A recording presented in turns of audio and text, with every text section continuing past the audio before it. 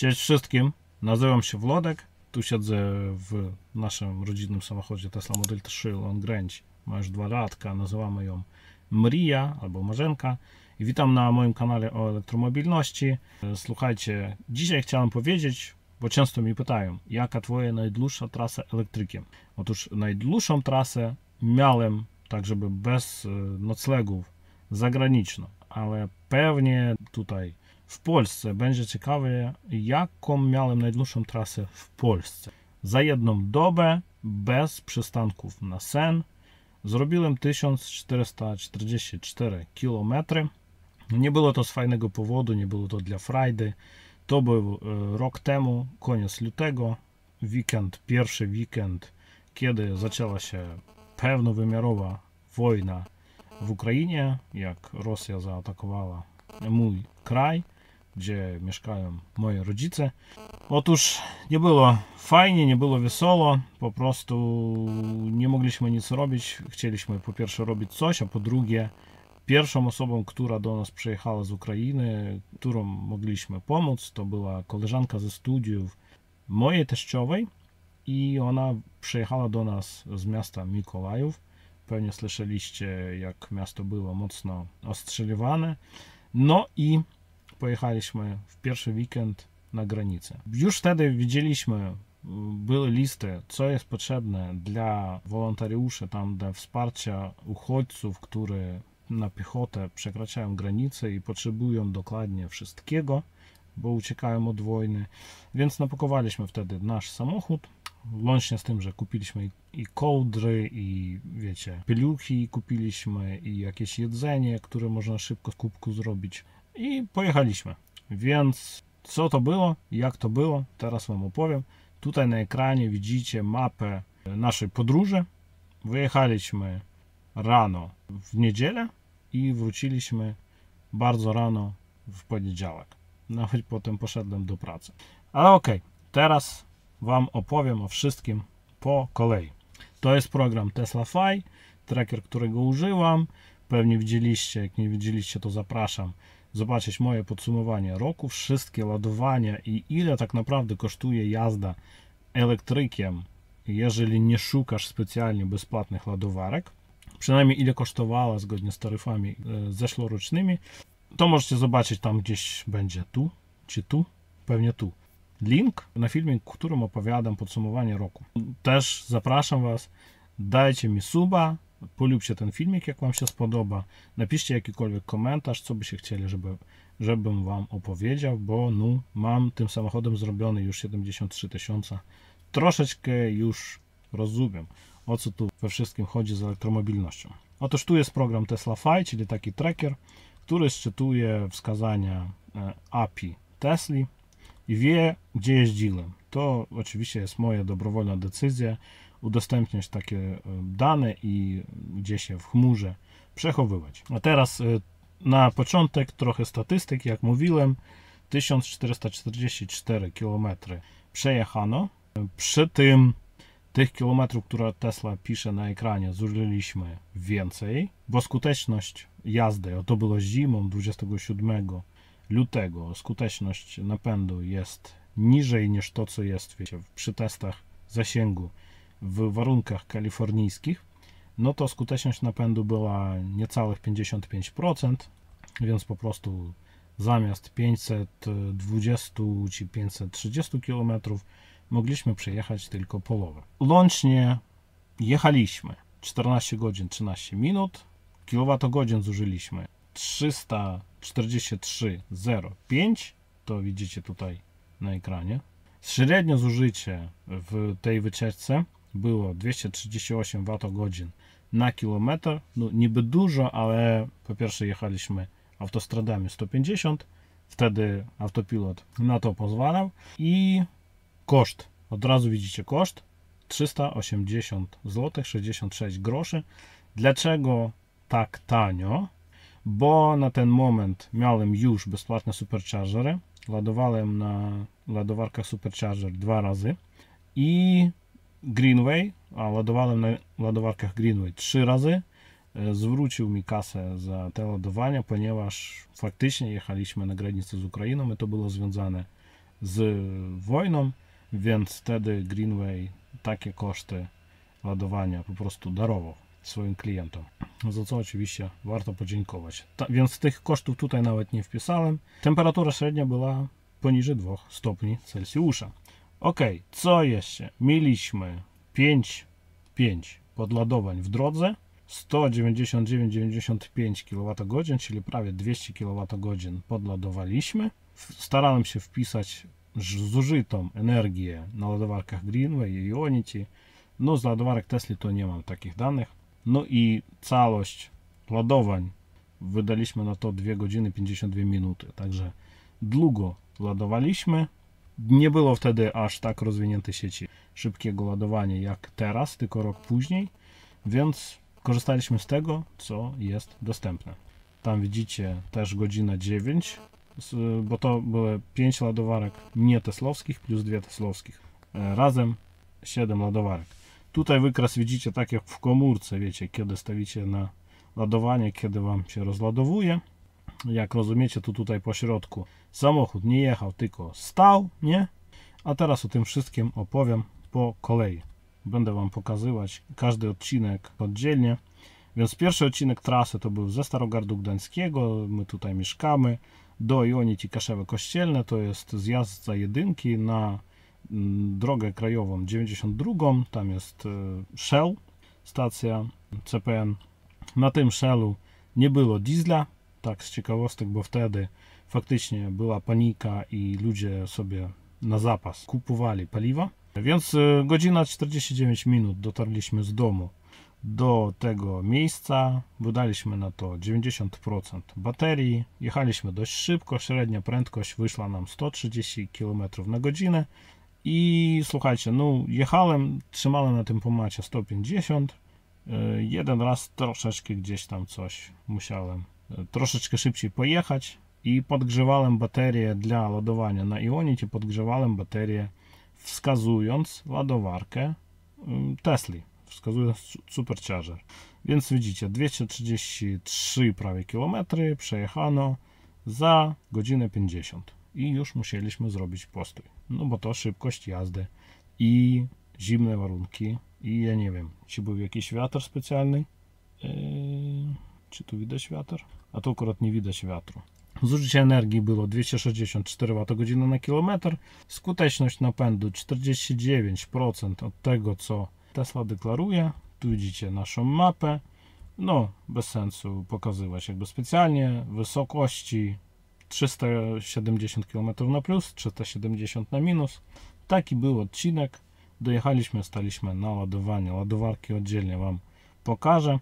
Potem był odcinek po ładowaniu. Wyjechaliśmy 81% mając i pojechaliśmy dalej do Warszawy. W Warszawie chciałem gdzieś podładować, nie wjeżdżając do centrum miasta, do hotelu Regent na Supercharger, więc staliśmy w Galerii Mokotów. Niestety troszeczkę musiałem poszukać.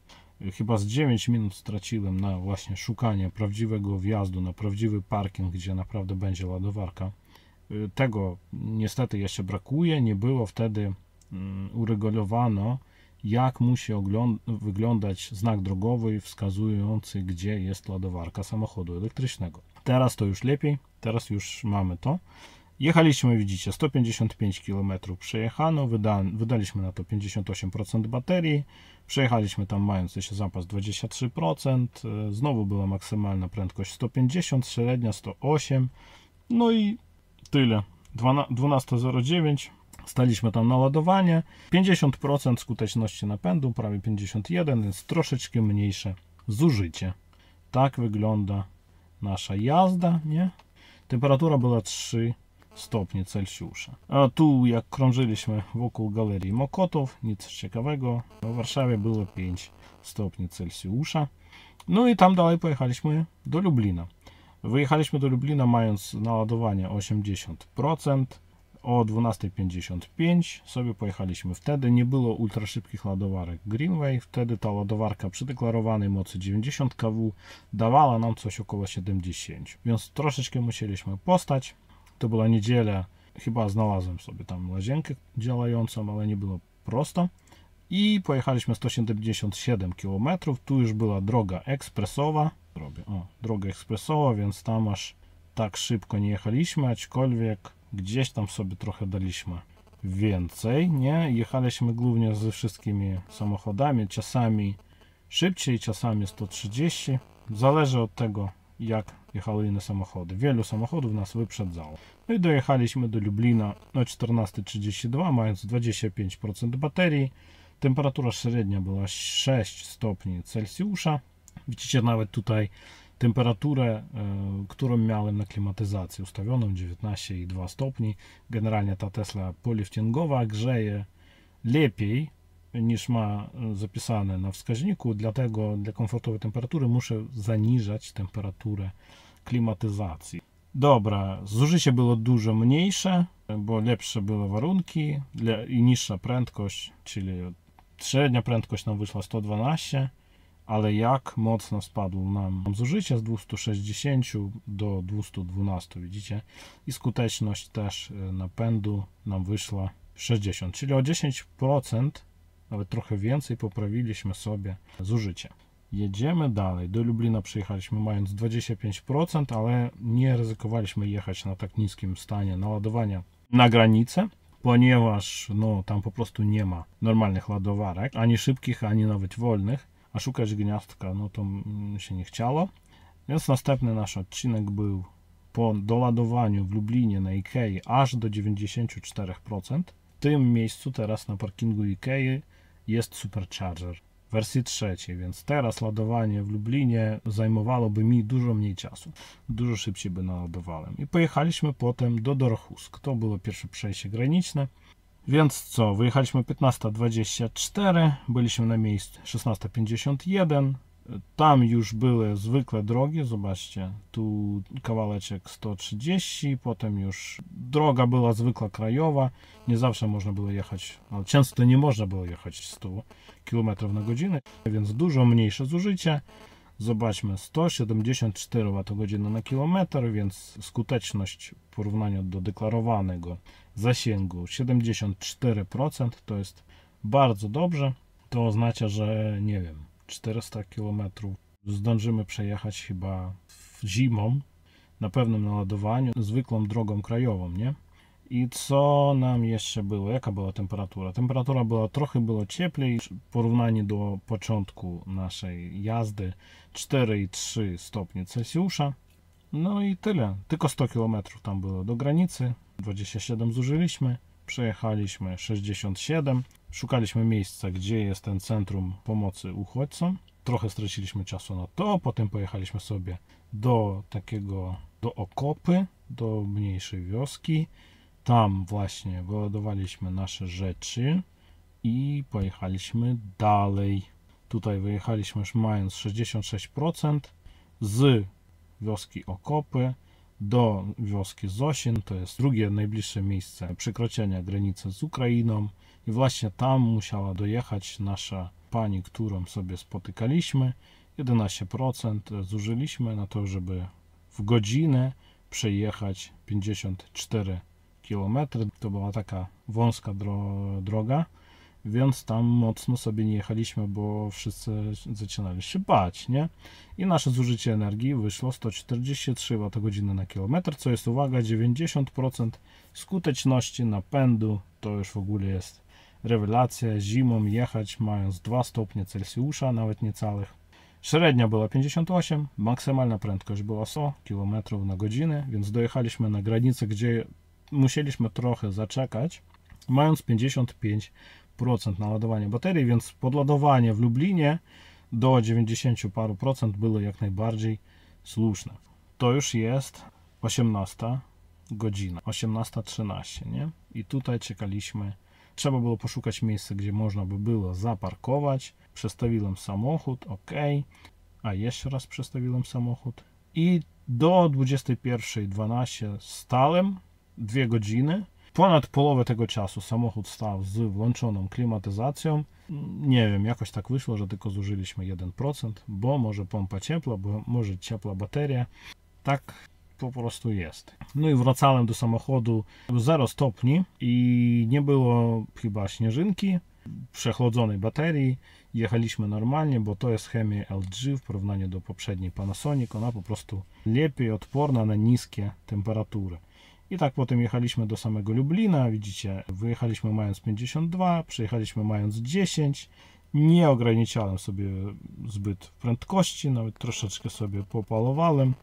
No, maksymalna była 145, średnia 81 i przy temperaturze 0 stopni mieliśmy skuteczność 65,8%, czyli zużycie energii 197 Wh na kilometr. A teraz opowiem Wam, że nie jechaliśmy tylko z jedną pasażerką. No, ja jechałem z żoną, bo postanowiliśmy, że kobiety będą się bać usiąść do samochodu z mężczyzną, więc żona pojechała ze mną. Zabraliśmy ze sobą naszą pani Natalię, która do nas szczęśliwie dojechała po chyba 3 dobach jazdy z Mikołajowa. Na dodatek stała się taka historia, że po prostu jak moja żona czekała tam koło szlabana, czekała na pani Natalię, no to wyszło tak, że spotkała kobietę. Kobieta była cała zgubiona, miała łzy na oczach, bo nie wiedziała, co dalej robić. Kobieta miała synka, duże i ciężkie walizki i 2 kotów. Była zdezorientowana, bała się nawet jechać do tego centrum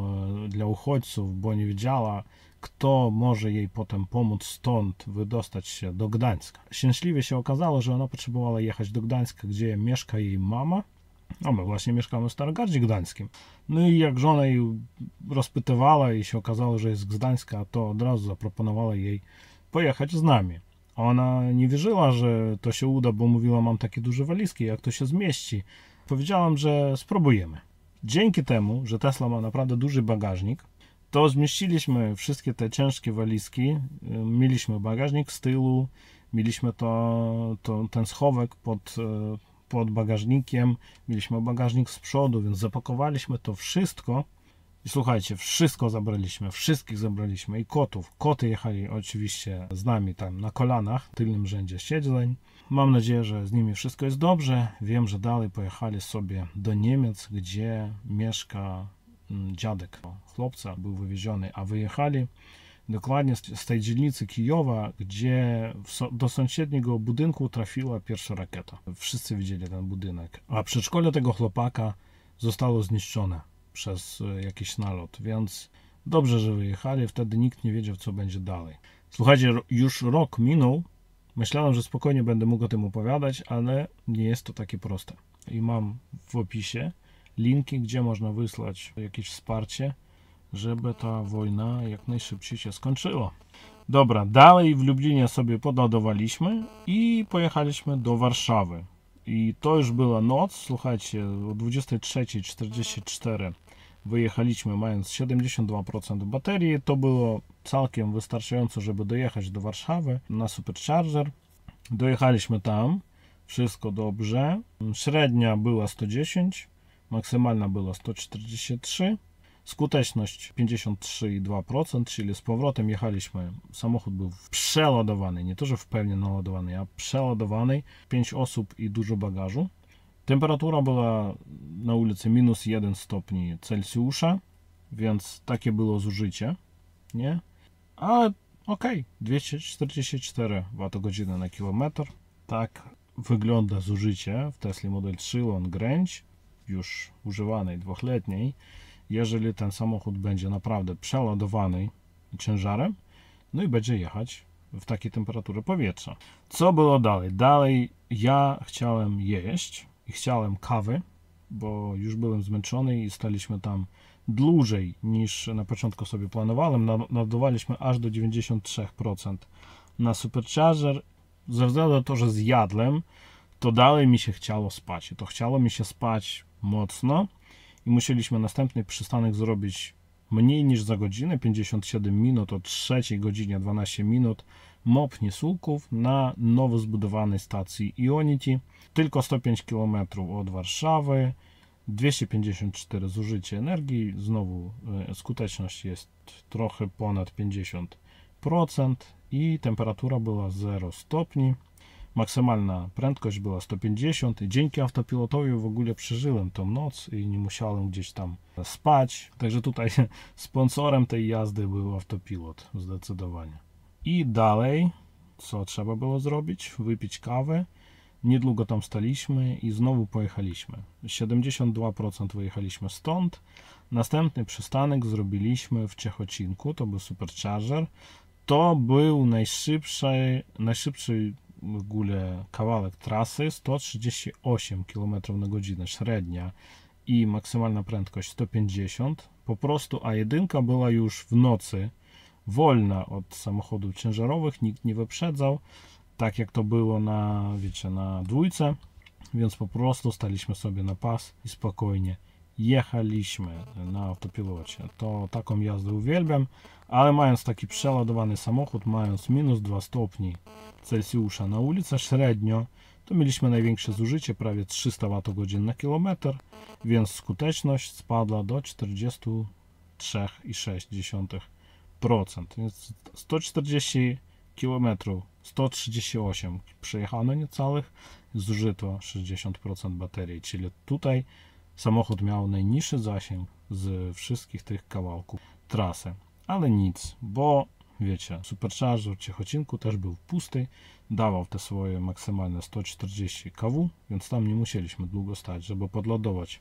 Na ostatni kawałek 142 km, wyjechaliśmy mając 68, dojechaliśmy do Starogardu mając zapas 15% w baterii.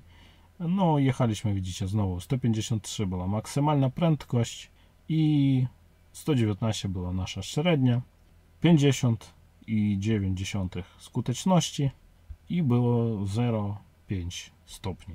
Więc taka sytuacja. Teraz pojedziemy znowu na ładowarki. Teraz wam pokażę, jakie mieliśmy ładowarki. Tak wygląda menu tych podróży, bo w Tesla Fi można sobie zebrać swoje podróże w oddzielnym menu i tam sobie przeglądać.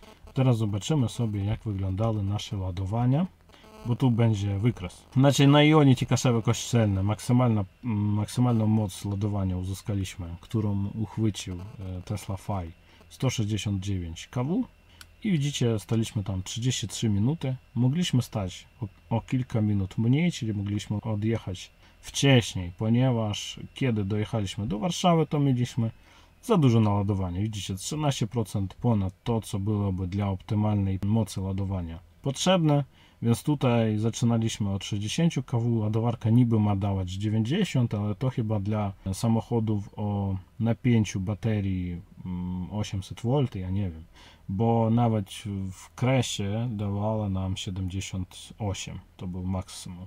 22 kWh mniej niż to by było można. Tutaj staliśmy 36 minut i podładowaliśmy do 80%. Następna była ładowarka w Lublinie. Podobna ładowarka, jak widzicie, to jest spadek, póki Tesla podgrzewa baterię. To jest, widzicie, znaczek.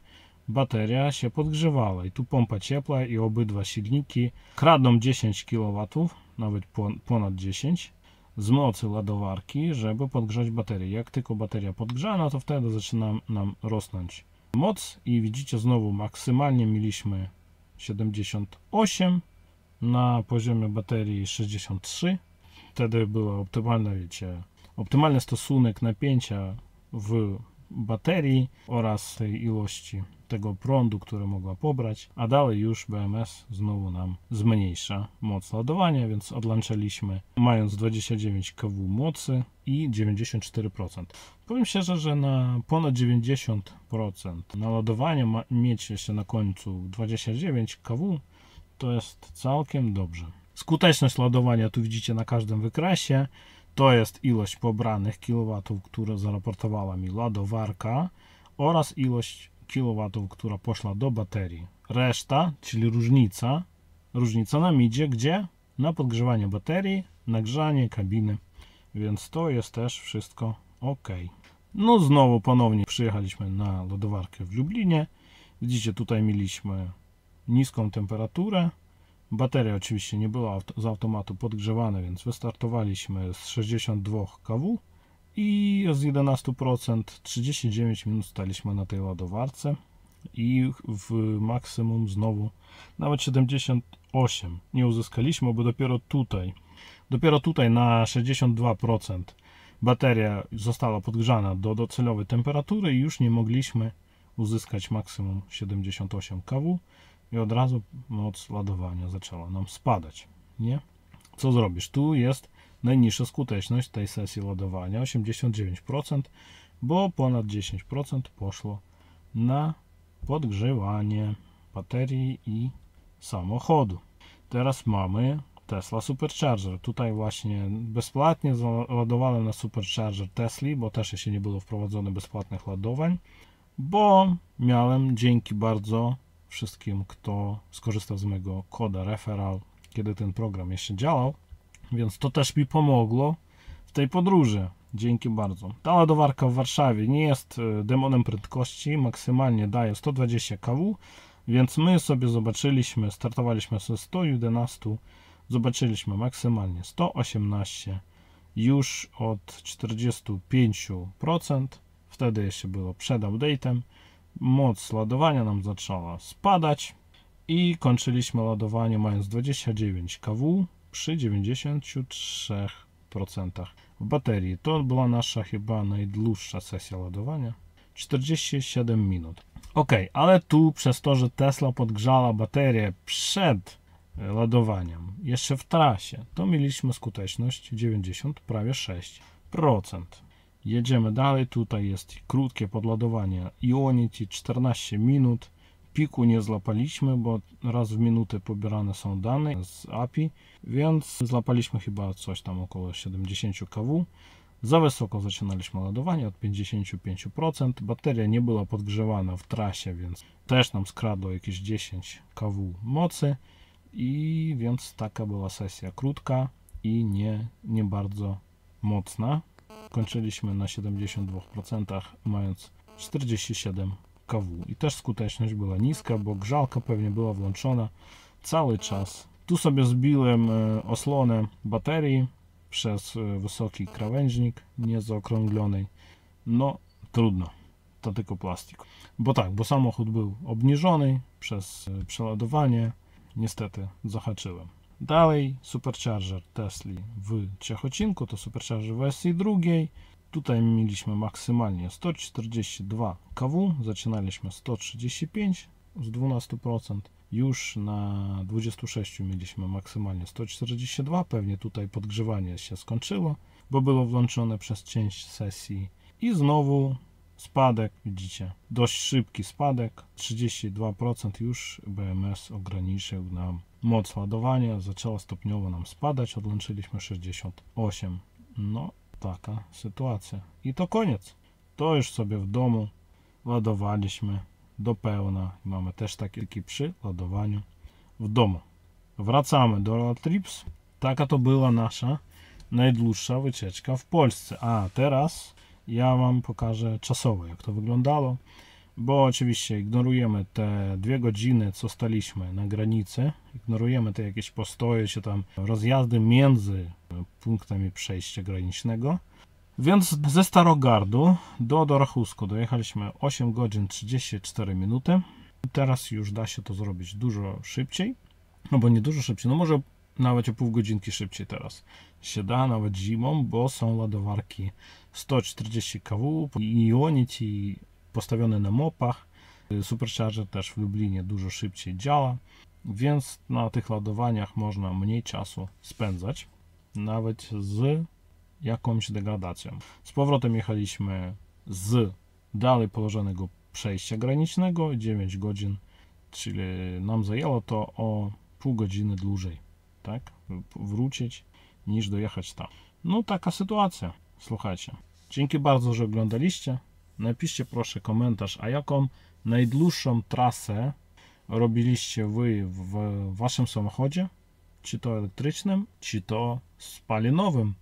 Jak sobie długo jeździcie przed tym, jak sobie zostać na nocleg. Dzięki bardzo, że oglądaliście. Pozdrawiam.